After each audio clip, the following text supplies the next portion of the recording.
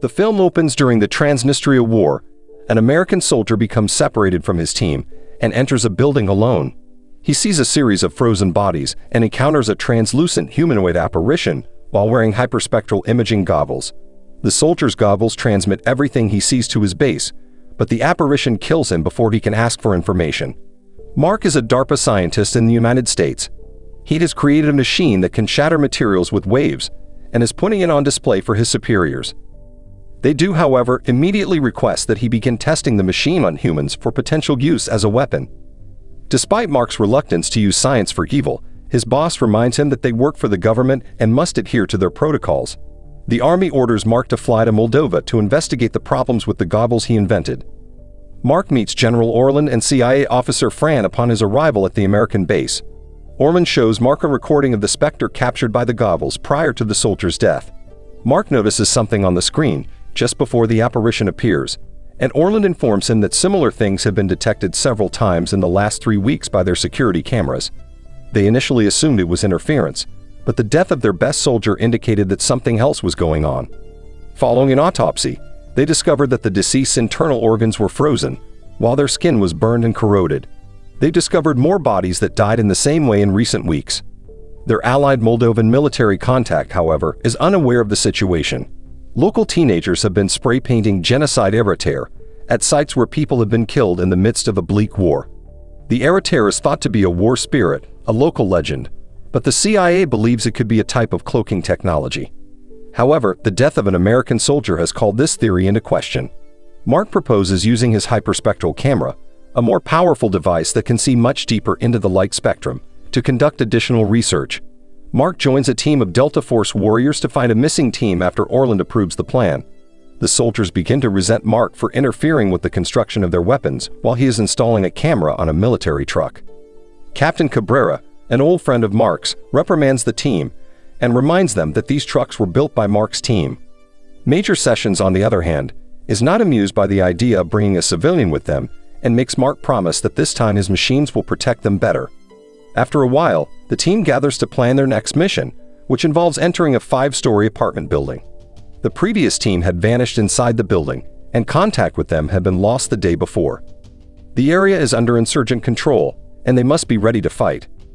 Regardless of the possibility of encountering anomalies, their primary goal is to save any survivors and safely leave the area. Fran explains the anomalies, stating that they are most likely ordinary soldiers wearing advanced electronic camouflage.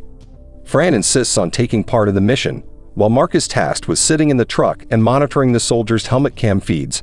The team arrives at the building without incident and immediately begins exploring the rooms.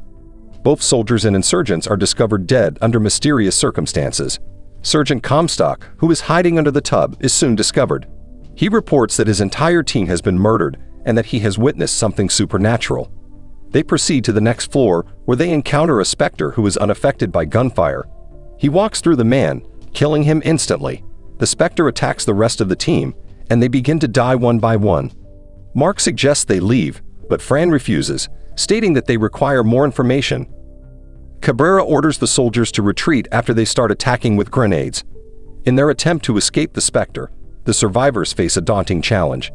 Despite their efforts to escape through a window, the specter follows them and continues to kill anyone in its path. Mark uses a hyperspectral camera to record the specter's appearance, which reveals that it has a human-like shape and even a full human face. Cabrera attempts to attack the specter, but his efforts are futile, and he too falls victim to this lethal power. Only a few soldiers are eventually able to escape and make their way back to the truck. As the group drives away from the attack site, they unintentionally enter a mined area, causing the vehicle to collapse on its side. Comstock, who had seen the specter and had been hiding under a tub for hours, is hit in the head and dies, as does the driver. Mark is working hard to recover the hyperspectral camera. The team decides to seek refuge in an abandoned factory and attempt to contact the base, but the radios are broken. The group talks about the strange events they've seen, eventually realizing they're dealing with something supernatural rather than technology. Mark describes the specter, noting that it appears to be conscious and human-like. Despite this, he remains unsure of the entity's true nature. All of the soldiers' goggles were destroyed in the crash, but Mark suggests using the hyperspectral camera to investigate the surroundings. The team discovers that several specters are attempting to reach them, but are unable to do so because the building is surrounded by an iron filing circle that causes pain to anyone who crosses it. The team concludes that the circle is a protective barrier, most likely erected by a nearby resident. They suddenly hear a noise from another room and shoot at the door, scaring the civilians inside. The soldiers discover that the noise was caused by a pair of siblings who do not speak English, but can communicate with Fran, who does. In the same room, the soldiers discover a transmission tower that emits a powerful signal that can be heard by anyone within a 20-mile radius, including the enemy. One of the soldiers, however, insists that this is the only way for them to survive and communicate with the base. While the soldiers attempt to contact the base, Mark converses with the siblings using Fran as an interpreter. Sari, one of the siblings, tells them that her father built a barrier around the building and that the specters they've seen are lost souls caught between life and death, unable to find peace. Mark is curious and asks Sari about her father's whereabouts. Sari agrees to show him and Fran the location and abandons her brother, Bogdan, to the soldiers. Sari hasn't yet told her brother that their father died while erecting the barrier and she had to drag his body inside. Mark examines the body and discovers a ceramic tile necklace and a map of Masarov, the district where the specters first appeared. Sari has no idea how her father found out about this location, but the soldiers believe it could be a key to understanding the situation.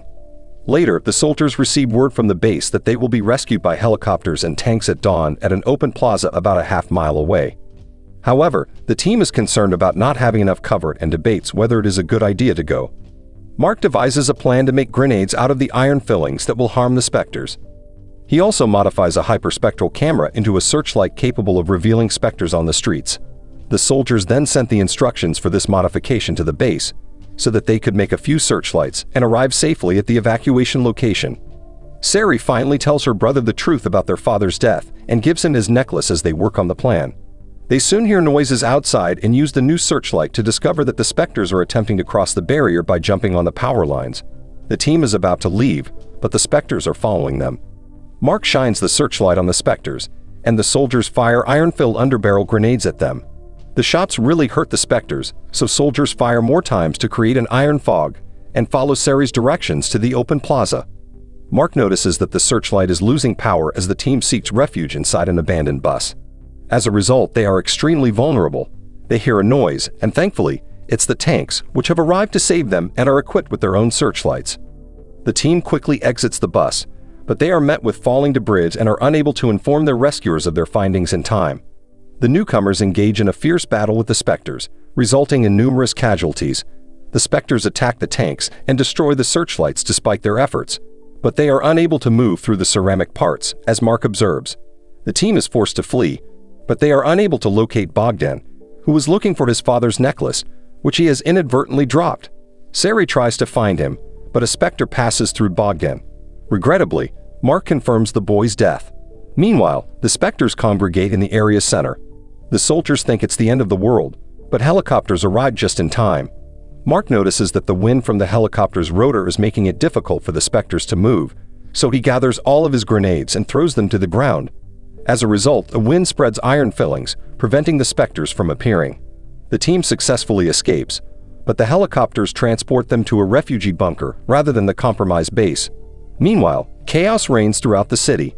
When the team arrives at the bunker, they are met by guards who point their weapons at them. Fortunately, Fran can communicate with them in their language, and they are permitted to enter. The soldiers inspect the entire bunker to ensure its security, while Mark and Fran transport Sari to a doctor for treatment of her injured shoulder, which was caused by shrapnel during their escape. Mark gives Sari her father's necklace, which he had retrieved from Bogdan, to console her. He then inquiries about her father's knowledge of the specters, but Sari only knows that he made ceramic containers for the Masarov power plant, which is where the specters originated. A loud clash is heard from outside, but it is Orland, who has arrived with other survivors from the base attack, bringing as much equipment as they can. Orland describes the attack, which was carried out by specters, and reveals that only 19 soldiers survived. Because of their quick retreat, they were unable to request assistance, leaving them with no choice but to fortify the bunker and wait. A schism develops among the soldiers, with some wanting to intervene while others believe it is not worth the risk. Mark abruptly enters the room. He ties everything together and explains the specters as a Bose-Einstein condensate, a state of matter predicted by Nath Bose and Albert Einstein. The specters cannot touch ceramic or iron, but they can pass through walls. This explains why they were unable to reach Comstock. who was hiding beneath a ceramic tub. The specters are coming from the Masara power plant, which is most likely a weapon created by the enemy. Fortunately, Mark's invention uses plasmic discharge to break them down.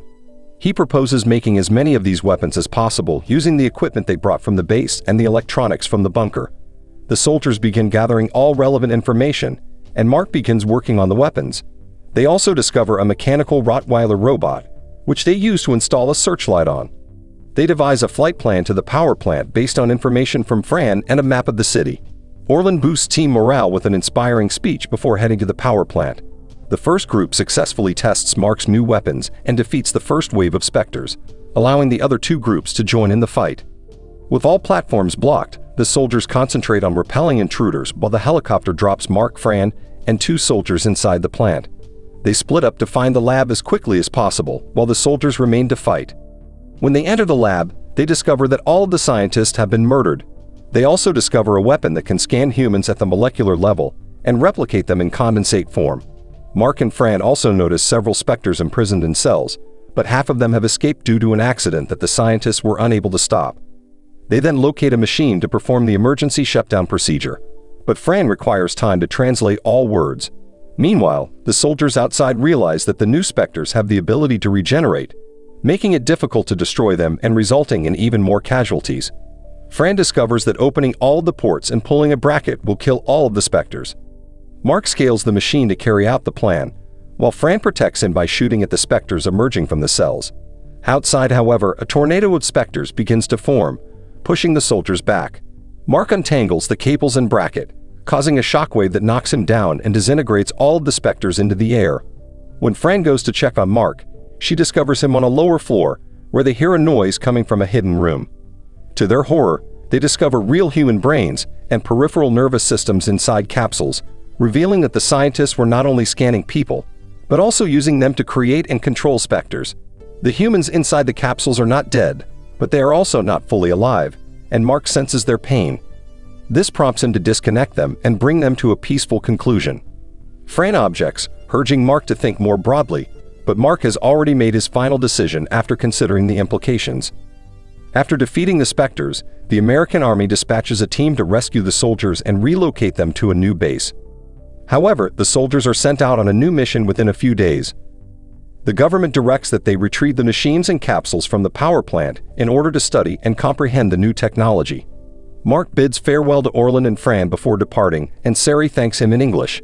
Mark then boards a plane and returns to America. So what did you think of this movie? Leave it in the comments below. And if you liked the video, please like and subscribe for more movie recaps. See you in the next video.